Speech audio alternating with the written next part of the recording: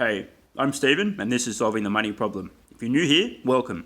If you're a regular, it's time for your next Tesla fix. This one will be short and sweet. About 2 weeks ago, I published a video called Waiting for Tesla Stock to Dip. In it, I detailed a dozen tailwinds working in Tesla's favour in an effort to understand the most probable direction of Tesla's stock price. Spoiler alert, it wasn't down. One of the tailwinds I described was, well, just watch. Analysts waking up. Though not inevitable, there is a trend over time for bearish analysts to abruptly reverse their outlook on Tesla stock. I guess it takes some longer than others to see the writing on the wall. If you really want to get a handle on this, do some Googling and look at what was being said about Apple or Amazon in the 2000s by these same folks. Each time the stock is upgraded or someone from a big investment bank improves their outlook, it bodes well for Tesla's stock price. With some of their track records, it's questionable whether anyone should be paying attention to them, but that's besides the point. And don't be surprised if we see a few prominent short sellers admitting defeat over the next year or two. While it's far too early to take a victory lap, after all, this is a long game and anything could happen tomorrow. As the year comes to an end and Tesla's stock price continues to break all-time highs, I thought it was worth a quick update as the tide appears to be turning and Tesla's stock is reacting accordingly. So let's look at a few key developments. These, I believe, will only be the tip of the iceberg. Jim Cramer.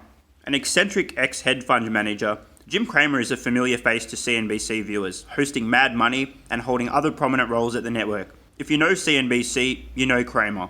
In 2010, ahead of Tesla's IPO, he said, "You want to get some money on the deal and then get out. I think it's going to be a bad company.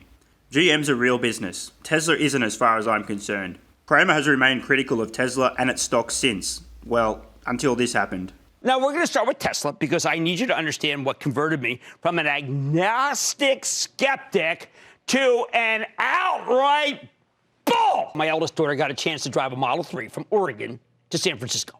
But within the first 100 miles, she called me. That in itself is exciting. To tell me how much she loved being behind the wheel of the darn thing. She's never, ever expressed even a whit of interest in any other vehicle. Now she's bragging about driving a Tesla. She had 2 words for me. Buy one. About 2 months later, and I too found myself on the West Coast with my wife and another fabulous husband and wife couple who could not wait to put me in the Goldwing Model X. And she was immediately smitten. She also dug the come hither button that inches the car towards you when some clown parks his car too close to your machine. I felt the tug. But then we saw the demand, the huge number of deposits, and it's off the charts. No accounting for taste.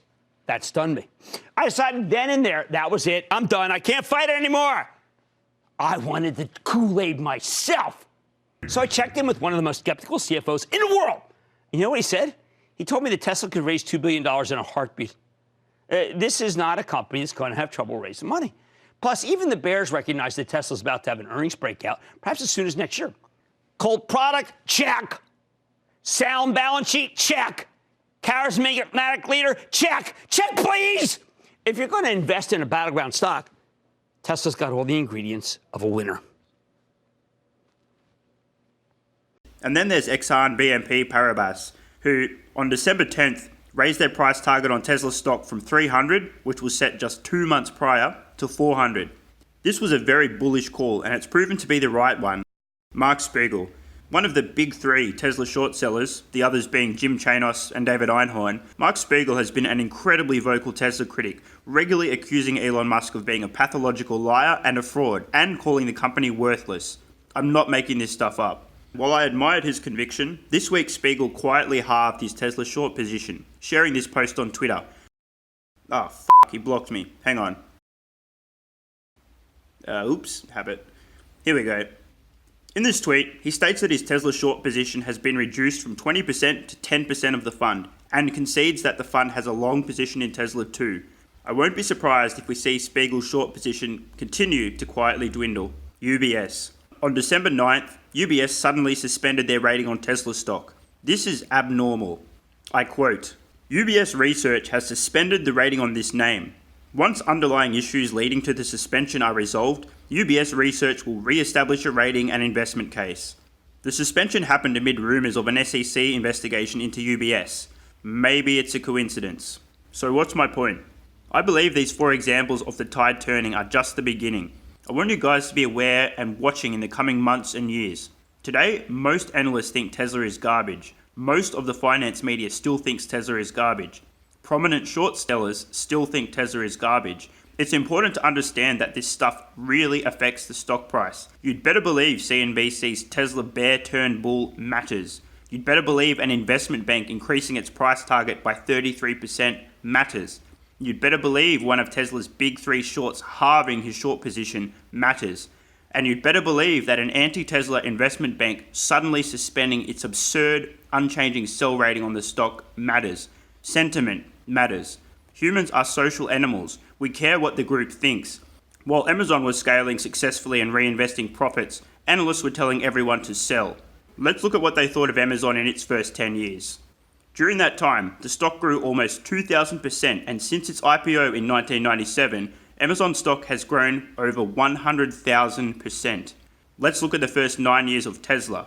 Stunningly similar, isn't it? And guess what?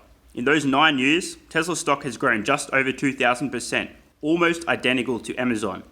So, what awaits in the 2020s as more and more analysts wake up and see the light? I guess we'll just have to wait and see. I'm Stephen Mark Ryan, this is Solving the Money Problem, and I love you all. Thanks so much for watching. Let me know your thoughts in the comments below. Do you agree or disagree? Do you see sentiment on Tesla changing? Has your sentiment towards Tesla changed?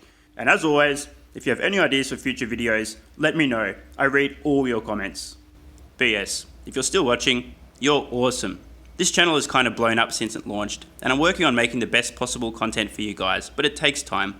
Consider supporting the channel at patreon.com/solvingthemoneyproblem so I can continue creating content for you guys. There's a link in the description. Either way, the best kind of support is you being here and watching, so thanks again.